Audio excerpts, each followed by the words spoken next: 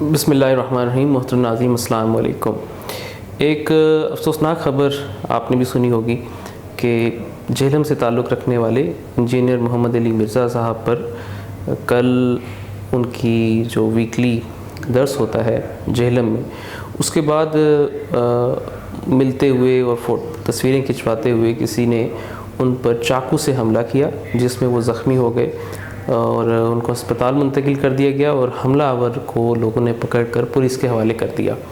میں ذاتی حیثیت میں بھی اور میسج ٹی وی کے پلیٹ فارم سے بھی اس حملے کی شدید مذمت کرتے ہیں، اور میسج ٹی وی کے پلیٹ فارم سے ہم مرزا محمد علی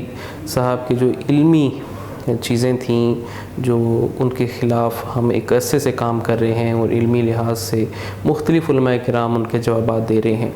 لیکن کسی بھی شخصیت سے جس کو پہ آپ کو کسی بھی طرح کا اختلاف ہو اسے علمی اختلاف کی حد تک رکھنا چاہیے.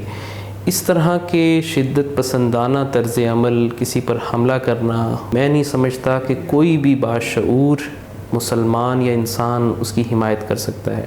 ہمیں یہ بھی دیکھنا ہے کہ اس طرح کے واقعات ہمارے معاشروں میں کیوں ہوتے ہیں. ایک تو اس کی بنیادی وجہ سب جانتے ہیں کہ ہمارے اندر تحمل اور برداشت نہیں ہے، یہ تو ہم سب جانتے ہیں، لیکن مرزا محمد علی صاحب کے معاملے میں میں سمجھتا ہوں کہ اس کا ایک دوسرا پہلو بھی ہے جس کو اس وقت میڈیا پر نظر انداز کیا جا رہا ہے،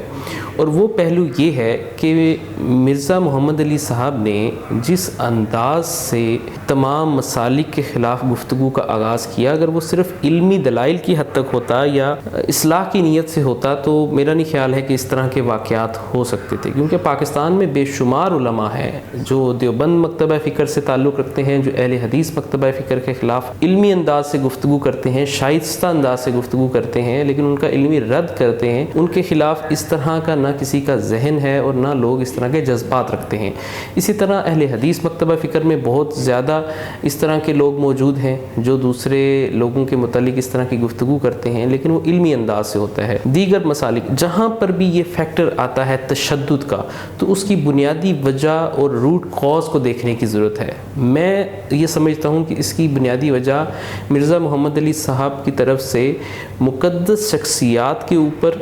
نہ صرف تنقید بلکہ تنقیص اور توہین ہے.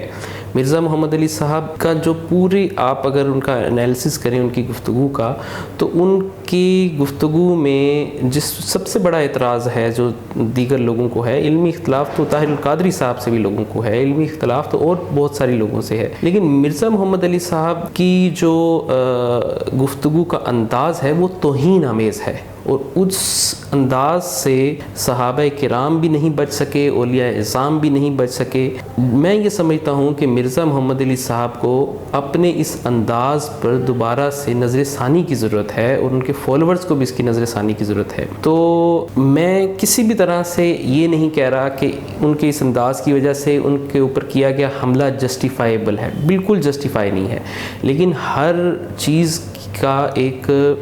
وجہ تلاش کرنا بہت ضروری ہوتا ہے. تو اس پوائنٹ آف ویو سے میں یہ بات کر رہا ہوں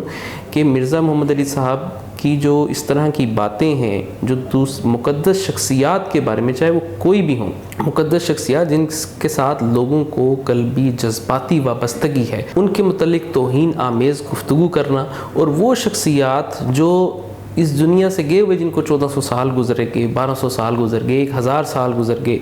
ان کو اس وقت اپنی گفتگو کا اس طرح سے موضوع بنانا اور ان کے متعلق اس جرت کے ساتھ گفتگو کرنا کہ ان کی توہین کا پہلو نکلتا ہو، میرے خیال سے یہ بہت نامناسب عمل ہے. اور میں اس ویڈیو میں اس کی کوئی دلیل اس لیے نہیں دے رہا کہ پورا یوٹیوب اور فیس بک اس سے بھرا ہوا ہے. بہت سارے ویڈیوز میں مرزا محمد علی صاحب کی جانب سے اس طرح کی چیزیں جو کسی حد تک آپ کہہ سکتے ہیں کہ اس گستاخی کی زمرے میں آتی ہیں، صحابہ کی گستاخی کے زمرے میں، اولیاء کی گستاخی کے زمرے میں، اور بعض اوقات ان کے جو الفاظ کا چناؤ ہے جو وہ اپنے لیے پسند نہیں کرتے، انہوں نے بہت ساری مقدس شخصیات کے لیے اس طرح کے الفاظ کا چناؤ کیا ہے. یہ بڑا غیر مناسب عمل ہے، اور یہ وہی عمل ہے جس کا